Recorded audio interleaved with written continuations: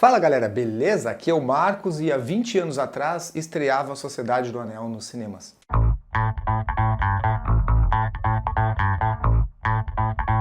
Dia 19 de dezembro de 2001, estreava nos cinemas do mundo todo o primeiro filme da trilogia que viria a ser a maior trilogia do cinema de todos os tempos. Quer goste ou não, a trilogia do Senhor dos Anéis arrecadou nada menos que 17 Oscars. No Brasil, a trilogia só veio a estrear em 1º de janeiro de 2002 e infelizmente eu não assisti no cinema.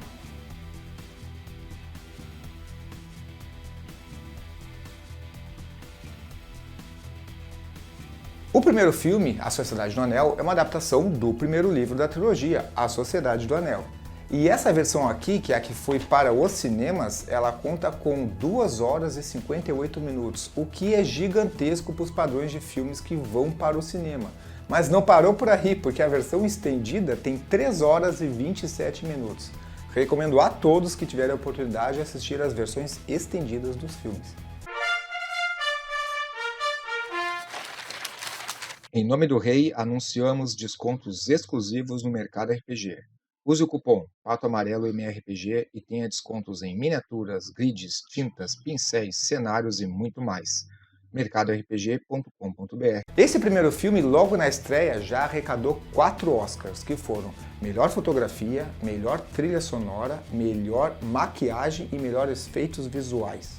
O nosso querido Peter Jackson foi o idealizador, produtor e diretor dos filmes, de um modo geral.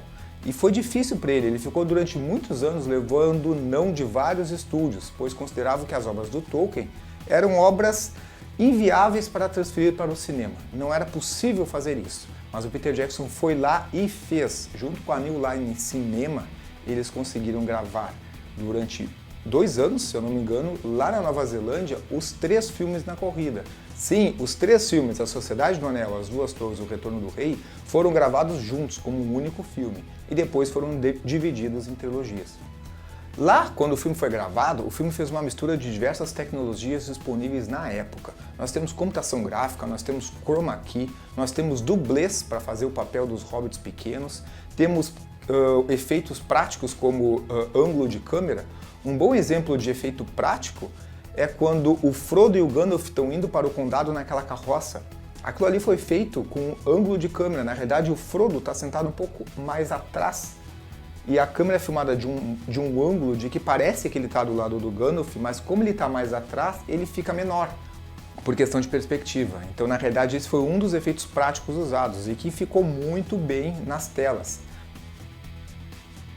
Um exemplo de chroma key que temos é quando aparece os personagens grandes e pequenos misturados, em alguns casos é chroma key, né? Aquela sobreposição na tela verde do personagem pequeno. Porque os atores, eles não eram anões, eles eram todos do mesmo tamanho. E um exemplo de computação gráfica de CGI, de computação gráfica, é Rivendell, Valfenda. Quando eles chegam lá na Valfenda, que tem aquela visão de externa dela, aquilo ali é tudo computação gráfica, na realidade nada daquilo existia. Só a parte onde os personagens estão que foi gravado no estúdio. E isso ficou muito bem feito que o filme acabou envelhecendo bem. Ele não é um filme carregado em efeitos datados de CGI, então ele, após os 20 anos dele já que se passaram, ainda é possível assistir o filme e curtir o filme. Tu não fica reparando nos problemas dos efeitos visuais. O filme envelheceu muito bem, graças ao uso de efeitos práticos. Tudo no filme é muito incrível, né? A trilha sonora conversa com as cenas, ela foi feita de uma forma muito primorosa.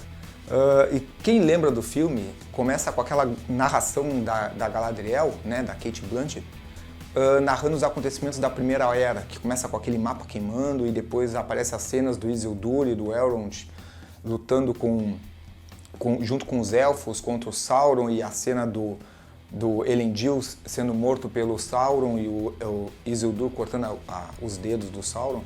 E aí o Sauron morre, aquela coisa toda. E é uma cena muito dramática, muito tensa, tu tá ali envolvido, isso aconteceu, isso aconteceu, isso aconteceu. E quando termina aquilo, dá aquela queda assim, aquela suavidade, tu entra naquela musiquinha rural. Infelizmente a gente não pode colocar as músicas nos vídeos, mas as músicas vêm na minha cabeça, assim. Mas não pode colocar, porque senão dá problema de direitos autorais no filme.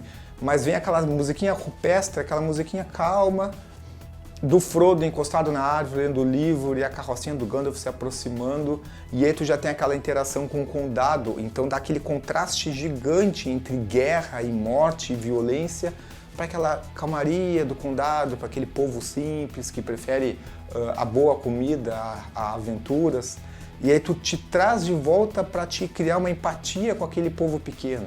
E aí tu conhece aquele povo pequeno nos costumes, nas crianças gostando dos fogos do Gandalf, nas festas, na bebedeira, no jeitão bonachão de colocar o pé na mesa, né? Então o filme te traz essas sensações, assim, um grande número de uma sensação atrás da outra, uma sensação atrás da outra. E aí eles vão saindo para a aventura deles, eles se encontram. Depois estão lá em Rivendell, tem a reunião com a sociedade e é definida os nove membros da Sociedade do Anel, que então vão sair em busca de completar a missão deles e aí eles vão passar por todos os entraves que o filme tem, né? Bom, eu vou dar spoilers do filme, afinal é um filme de 20 anos e é um filme muito famoso, acredito que a grande maioria das pessoas já assistiram. Então eles vão entrar em Moria, o Gandalf vai sucumbir pro Balrog, e depois, que é a primeira queda da sociedade, né? E aí a sociedade começa a ser desfeita, eles já entram em Lórien sem o Gandalf, e aí depois dessa parte eles vão partir de Lórien e são atacados por orcs, a mando do Saruman, e no final o Boromir cai, na redenção do Boromir, né? Depois de tentar tomar o anel do Frodo, ele cai, protegendo o Merry e o Pippin, mas não consegue, ele é morto pelo Lurtz, que é o orc grandão, aquele que mata ele, né, o Uruk-hai. E ali nós temos a sociedade se desfazendo. O Frodo e o Sam vão para um lugar, para ir para Mordor, né, vão por um caminho. O Merry e o Pippin são sequestrados pelos orcs e vão para outro caminho. O Boromir caiu, o Gandalf já tinha caído anteriormente, e o Aragorn, Legolas e o Gimli vão atrás dos orcs para tentar resgatar o Merry e Pippin.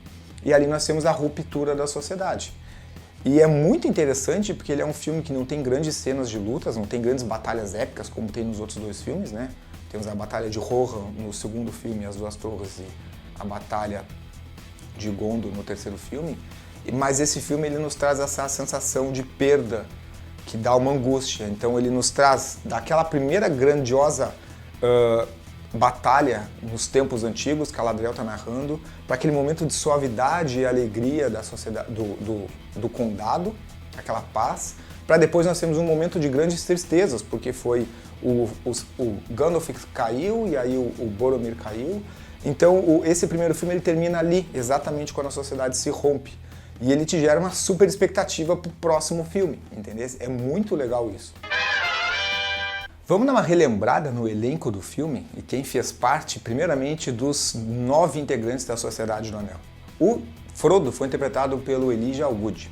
O Sam, o companheiro do Frodo, foi interpretado pelo Sean Astin, que é o nosso ator principal do filme Goonies, né? Ele já era alguém acostumado a fazer aventuras. O Pippin foi interpretado pelo ator Billy Boyd, e ele não era um ator muito conhecido, e o Merry foi interpretado pelo ator Dominic Monaghan.